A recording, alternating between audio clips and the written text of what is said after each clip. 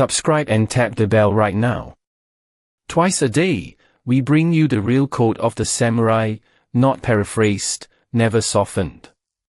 7 days before his death in 1645, Miyamoto Musashi picked up a brush and wrote down 21 short lines for the student he trusted most, a young man named Toreo Meganojo.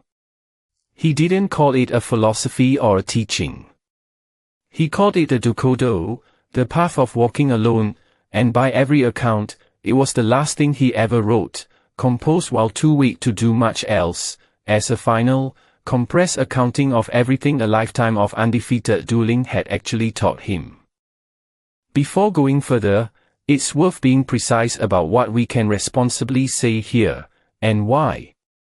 The various English translations of the Dokkōdō in print today are copyrighted works, produced by specific modern translators working from 17th century Japanese, and we're not going to read any of them to you verbatim.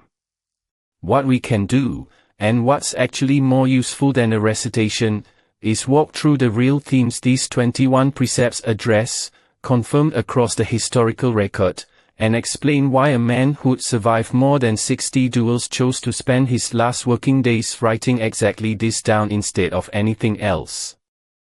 Several of the precepts deal directly with attachment to comfort. Musashi is recorded as warning against seeking pleasure for its own sake, against relying on lifelong dependence on any single skill or possession, and against desiring material things beyond what necessity actually requires. This isn't asceticism performed for its own sake, and it isn't a rejection of enjoying life. It's the same principle that ran through his entire dueling career, and attachment is a lever an opponent, or circumstance, or your own weaker impulses can pull against you. A man who has trained himself not to crave comfort can't be threatened with its loss, and a man who doesn't depend on one single skill isn't left helpless the moment that skill stops applying. Other precepts address regret and blame directly. Musashi is recorded as instructing his student not to regret what he has done, and not to blame others for his own failures. Read against the life that produced them. These land differently than generic self-help advice about letting go. This is a man reflecting back on 60 real duels, decisions made under conditions where a wrong choice meant death, telling his student that revisiting those decisions afterward with regret serves no purpose a warrior can actually use. The decision is made in the moment it has to be made, with the information available at the time. Relitigating it afterward, when nothing about the outcome can change, is simply wasted attention that could be spent on the next decision instead. Still others touch on envy, on not letting personal preference dictate action, and, perhaps most strikingly for a man this famous, on caring little for reputation itself. Musashi built one of the most celebrated names in Japanese history through his undefeated record, and by the end of his life, he appears to have treated that fame as almost beside the point. What actually mattered, according to the themes he left behind, wasn't what others said about him. It was whether his own conduct, examined honestly by himself alone, held up to the standard he'd set for it. It's worth dwelling on just how unusual it is to have this kind of document at all. Most warriors, philosophers, or masters of any serious discipline never get the chance to write a deliberate final summary. Death arrives before the reflection does, or the reflection gets diluted across years of separate writings that never quite distill into one clear statement.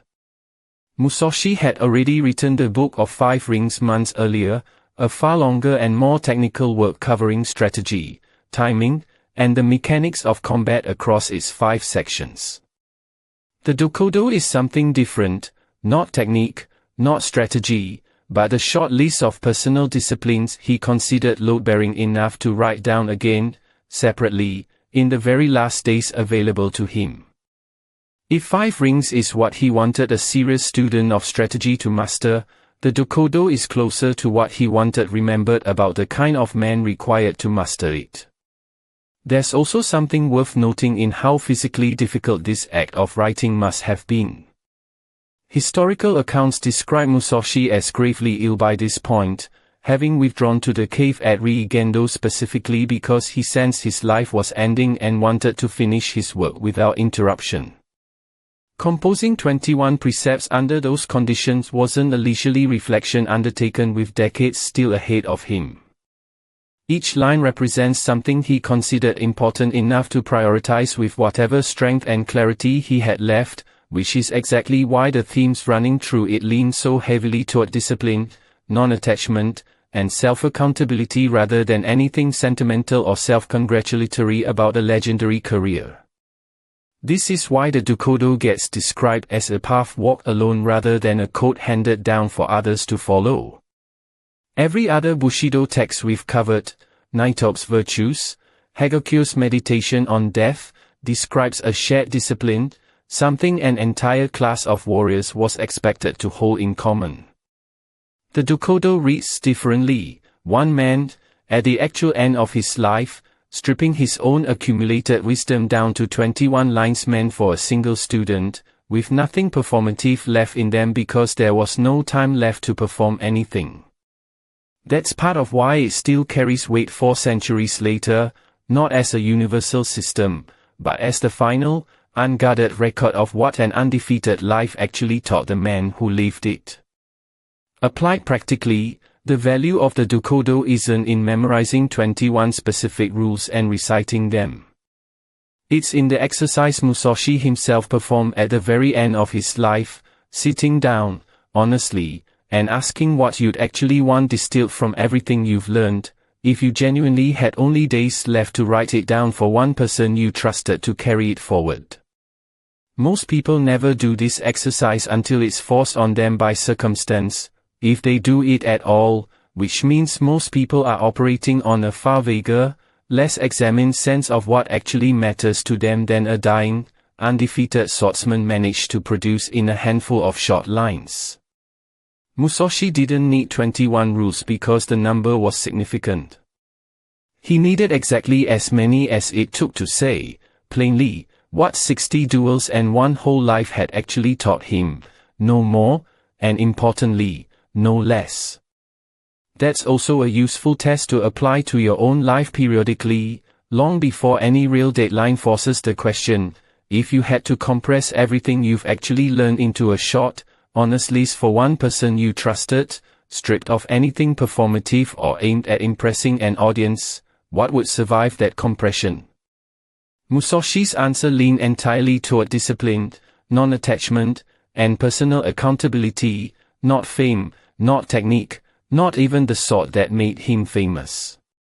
Whatever your own answer turns out to be is worth taking seriously, because it's very likely closer to what you actually believe than anything you'd say if you had more time to polish it. Subscribe and turn on notifications. Twice a day, we bring you Bushido straight from the source, the real words of the man who wrote the code down, and the real warriors who lived it.